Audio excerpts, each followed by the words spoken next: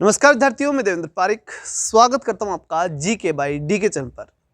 विद्यार्थियों, अगर देखा जाए तो भारतीय संविधान का जो मूल हिस्सा जहां से क्वेश्चन पूछा जाता है वो टॉपिक है मौलिक अधिकार या मूल अधिकार। क्योंकि इससे पहले जो टॉपिक होते हैं जिसके अंदर हम बात करें संवैधानिक विकास की और भारतीय संविधान की विशेषता की, तो संवैधानिक विकास आजकल आपके सिलेबस में लगभग नहीं है, लेकिन अगर है तो 1919 और 1935 के अधिनियम तक है। तो वो दो अधिनियम जो है वो डिटेल से मैंने पहले के काफ़ी वीडियोज़ हैं उनके अंदर मैंने अच्छे से बता रखा है।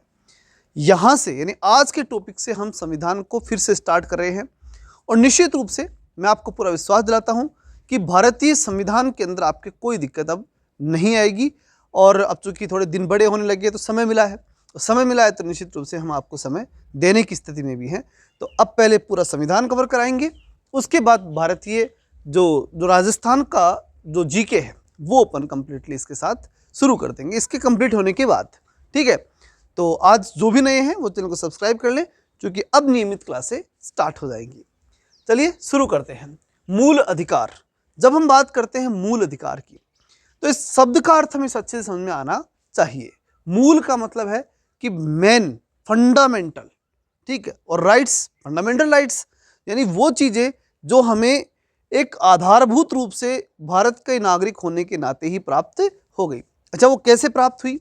तो इसका एक कारण है कि हमारे संविधान में उसका पहले उल्लेख हुआ और फिर संविधान द्वारा उसकी रक्षा हुई, इसलिए हम कह सकते हैं कि वो क्या है, मूल है, यानी वो हमें प्राप्त होगा, इसमें कोई संशय हमें नहीं है।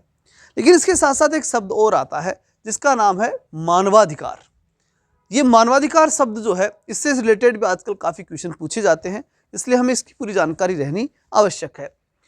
मानवाधिकार का मतलब है कि मानव होने के कारण से जो अधिकार हमें प्राप्त हो वो मानवाधिकार है। अब चाहे वो हम कहीं पैदा हुए और कहीं भी चले जाएं, हम भारत से बाहर जाएंगे एज ए मानव तो जाएंगे, तो वहां भी हमें वो अधिकार मिलेंगे। वो अधिकार क्या कहलाते हैं? मानव अधिकार।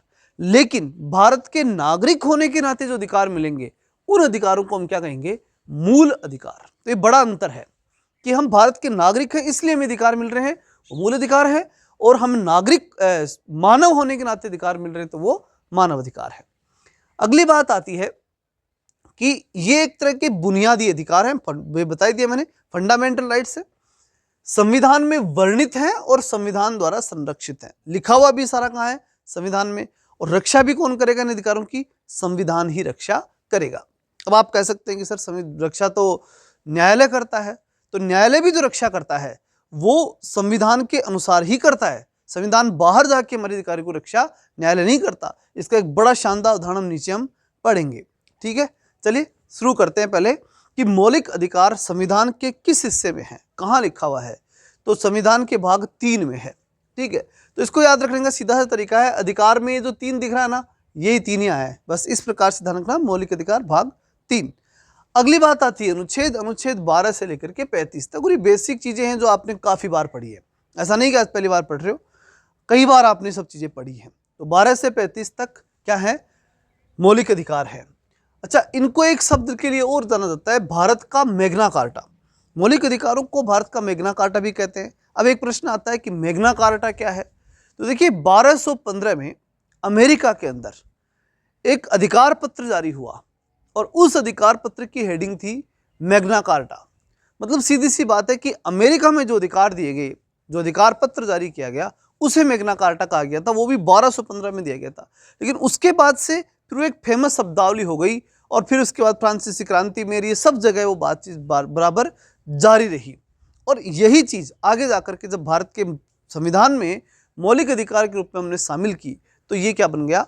भारत का मैग्ना कार्टा बन गया। कौन? मौलिक अधिकार। ठीक है, तो ये भी कोई ज़्यादा अपने को कठिनाई वाली चीज़ नहीं है। अब हम चलते हैं उन अधिकारों की तरफ जो हमें मिले हुए हैं। तो देखिए मूल संविधान में हमें 7 मौलिक अधिकार थे। अब मूल यानी जब लागू हुआ उस समय की बात है, 26 नवंबर 1949, मिति मार्गशीर्ष शुक्ल सप्तमी संवत 2006, और ये आपको प्रस्तावना मैंने याद करवाया था। उस दिन हमने अंगीकृत किया, तब कितने थे? 7। लेकिन अब उसमें से एक कम हुआ। कब हुआ? 44वां संविधान संशोधन जब हुआ उस समय संपत्ति का अधिकार हटा दिया गया। अब ये बात भी मैंने काफ़ी पहले बताई थी आपको कि 42वें संविधान संशोधन से, ये ट्रिक के रूप में याद रख सकते हैं कि 42वें संविधान संशोधन के तहत अधिकांश चीज़ें जुड़ती हैं और 44वें के तहत अधिकांश चीज़ें हटती हैं। मैंने फिर बार बार एक शब्द काम में लिया है, अधिकांश। सब पे लागू नहीं होता। एक दो बड़े संशोधन हुए हैं, 42वां और 44वां। 42वें के तहत इंदिरा गांधी ने अधिकांश चीज़ें जोड़ी थी और फिर 44वें के तहत वो अधिकांश चीज़ें हटी भी थी। तो ये 42वें 44 में ज़्यादातर मामला ऐसा ही चला था कि अधिकांश चीज़ जुड़ना 42वें से और अधिकांश चीज़ें हटना 44वें से। ये थोड़ा ध्यान रख लेना, तो ये आगे भी काम आएगा आपके। अब बात आती है कि कहाँ से तो हटा और कहाँ जुड़ा। तो आर्टिकल 19F और आर्टिकल 31 में था पहले ये, क्या, संपत्ति का अधिकार, किस रूप में, मौलिक अधिकार के रूप में। फिर ये आर्टिकल 300A में ट्रांसफर हो गया, यहाँ से ये अधिकार उठाए और कहाँ डाले, 300A में। तो क्या 300A के अंदर एक मौलिक अधिकार के रूप में था? बिल्कुल नहीं। मौलिक अधिकार के रूप में तो संपत्ति का अधिकार हट चुका। फिर ये किस रूप में गया? तो 300A में जो ये अधिकार बना वो कानूनी अधिकार बना। मतलब आप और हम संपत्ति रख तो सकते हैं, लेकिन अब एक मौलिक अधिकार के रूप में नहीं, एक कानूनी अधिकार के रूप में हम संपत्ति रख सकते हैं। तो इसलिए आज की तारीख में संपत्ति का अधिकार कैसा है?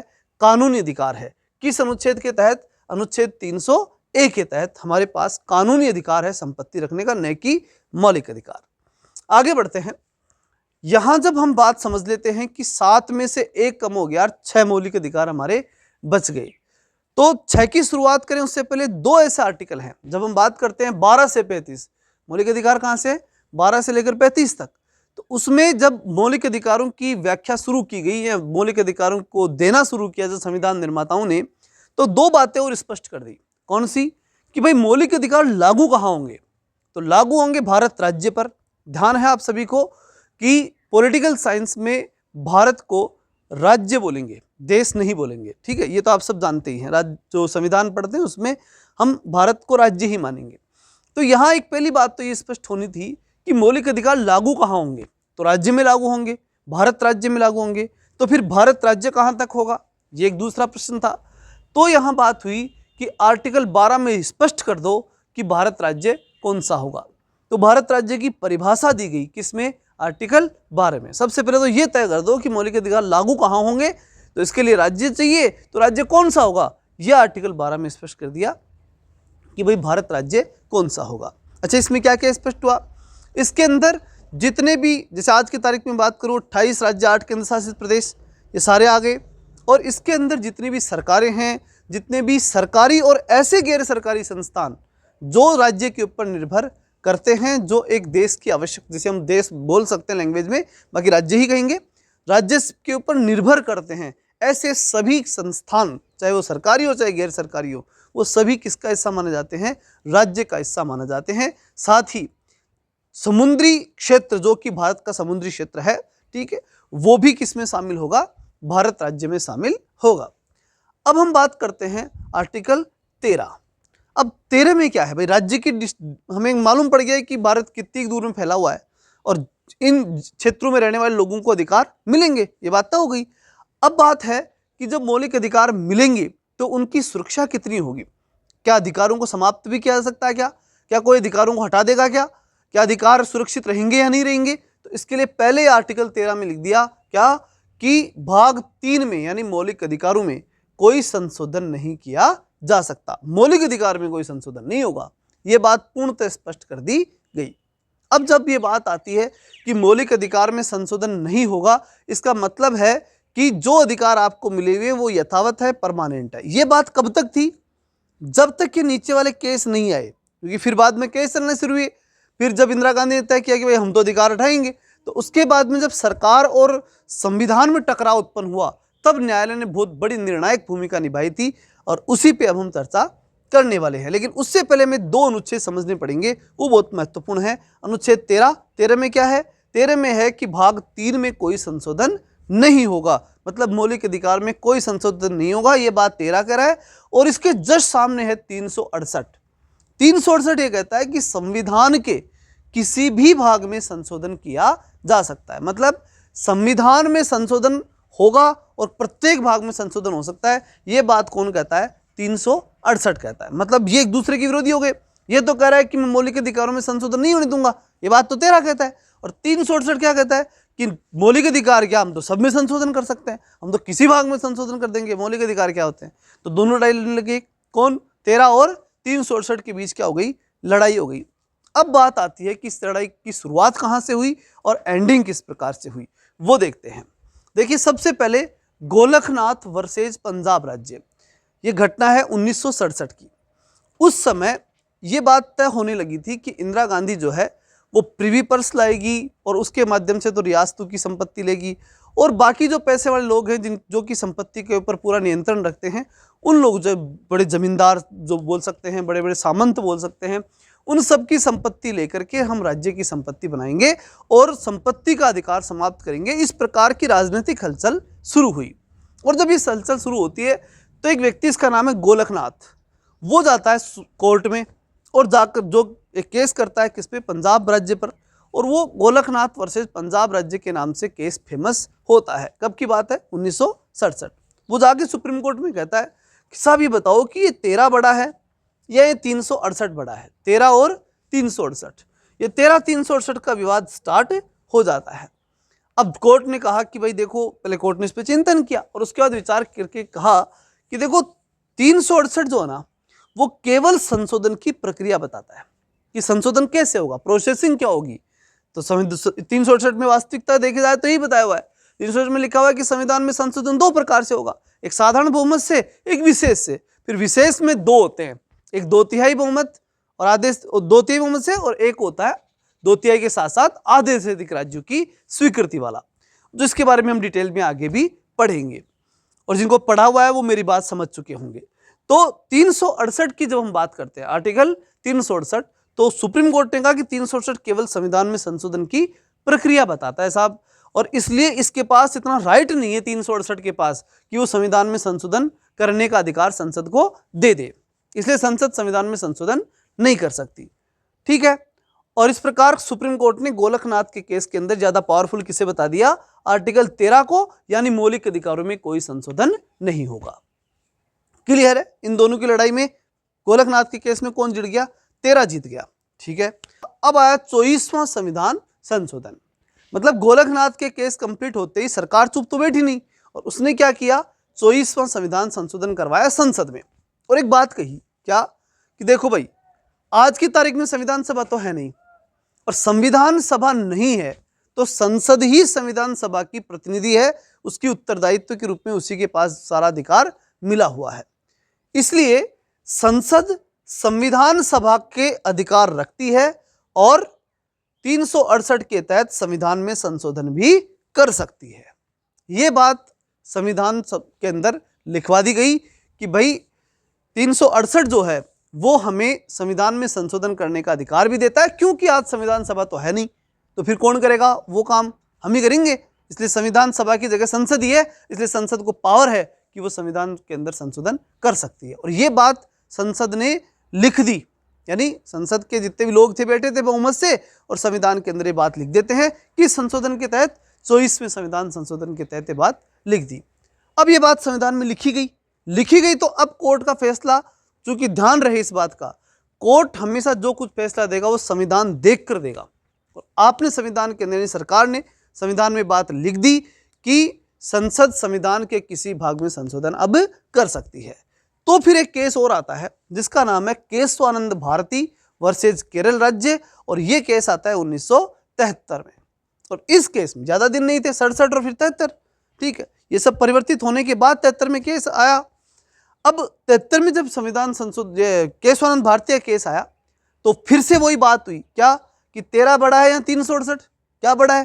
ठीक, केशवानंद भारती केस में बात फिर उठी, और जब ये बात उठी तब कोर्ट ने अब की बार मामला चेंज कर दिया। क्यों कर दिया, क्योंकि कोर्ट तो फिर वो किताब उठाएगा, संविधान उठाएगा, और संविधान खोलेगा तो संविधान में क्या लिखा था, संविधान में किसी भी संविधान में किसी प्रकार का संशोधन संभव है। क्यों संशोधन संभव है, क्योंकि संसद ने अब ये बात तय करवा दी कि संसद अब संविधान सभा की जगह ही कार्य करती है, इसलिए वो संशोधन कर सकती है। तो कोर्ट ने भी कह दिया कि भाई अब संसद के पास क्या ये अधिकार है, ये लोग संशोधन कर सकते हैं। ये बात स्पष्ट कह दी गई। अब ये बात तय हुई तो फिर कोर्ट को लेकिन टेंशन हुई कि और ये बात तो है कि भाई इंदिरा गांधी ने संविधान के अंदर ये बात लिखवा दी क्या, कि भाई संसद ही संविधान में संशोधन करने का आज की तारीख में अधिकार रखती है, और ये लिखा दिया इसलिए हमें डिसीजन भी देना पड़ गया। ठीक है, अब ये चल गया कि भाई लिखवा दिया तो आपने क्या दे दिया, डिसीजन। लेकिन बड़ी बात ये आती है कि कल को ये इंदिरा गांधी ये भी कह देगी कि भाई हम तो संविधान सभा है ही का आज की तारीख की, इसलिए एक काम करते हैं, इस संविधान को तो उठा के रखते हैं साइड में और एक नया संविधान लेकर के आते हैं। ये भी कर सकती है फिर तो इसके लिए कोर्ट ने क्या डिसीजन दिया, कोर्ट ने डिसीजन दिया कि संसद संविधान के किसी भाग में संशोधन तो कर सकती है लेकिन मूल ढांचे में परिवर्तन नहीं कर सकती। जो संविधान का मूल ढांचा है उसमें कोई चेंज नहीं किया जा सकता, इसलिए मूल ढांचे में परिवर्तन नहीं होगा, ये बात स्पष्ट कह दी गई। यानी इसी के अंदर केशवानंद भारती वर्सेस केरल राज्य के केस में ही सुप्रीम कोर्ट ने मूल ढांचे की अवधारणा दे दी, यानी कि आप संशोधन तो कर सकते हो लेकिन मूल ढांचे में परिवर्तन नहीं कर सकते। अब पिछली सरकार में जब अभी ये चुनाव हुए थे, लोकसभा चुनाव, इनमें काफी चारों तरफ से एक हंगामा खड़ा किया गया कि भाई अगर बीजेपी आ गई 400 सीट ले आई तो संविधान को बदल देगी। कोई बीजेपी न कोई कांग्रेस न कोई और, कोई भी ध्यान रहे, संविधान को बदल नहीं सकते, ये कोर्ट की पाबंदी है और कोर्ट ने स्पष्ट बात रख दी है। और दूसरी बड़ी बात ये तो है ही, इसके साथ साथ दूसरी बड़ी बात एक और है कि संविधान के अंदर जनता की आस्था है। कोई भी सरकार इतना बड़ा रिस्क नहीं उठाएगी, ध्यान रखना, कि वो संविधान में ही संशोधन कर देगी। संशोधन तो होगा लेकिन उठा के साइड में नहीं सकती, बदल देगी संविधान, ऐसा कुछ नहीं है। और बाकी तो बदले तो गए हैं। अगर आप जिस आज की तारीख में 395 अनुच्छेद हमारे मूल अनुच्छेद हैं, 395 जिस दिन संशोधन हो गए उस दिन हम ये कह देंगे कि संविधान पूरा बदल गया।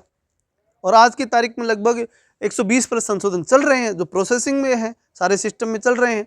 तो इसका मतलब क्या हुआ, इसका मतलब यह है कि संविधान में संशोधन तो संभव है लेकिन मूल ढांचे में परिवर्तन नहीं किया जा सकता। यह था आज का बेसिक कॉन्सेप्ट। अब इसके आगे जो है मूल अधिकारों की जो मूल अवधारणा है, जो बेयर एक्ट के थ्रू जितने आर्टिकल बनते हैं, जो आर्टिकल होंगे वो आपको अच्छे समझाए जाएंगे। हार्ड चीज़ों को जिनकी शब्दावली आवश्यक है वो शब्दावली समझाते हुए चलेंगे और बाकी चीज़ें जो हार्ड हैं उन्हें आसान बना करके आपके दिमाग तक पहुंचाने का हम प्रयास निश्चित रूप से करेंगे। नए विद्यार्थी हैं तो निश्चित रूप से चैनल को सब्सक्राइब करें और पुराने विद्यार्थी पूरे कॉन्फिडेंस से अब लगातार पढ़ना शुरू कर सकते हैं, क्योंकि देखिए समय की एक मर्यादा होती है, हर व्यक्ति के पास निश्चित समय होता है और उसी में सारे काम करने होते हैं।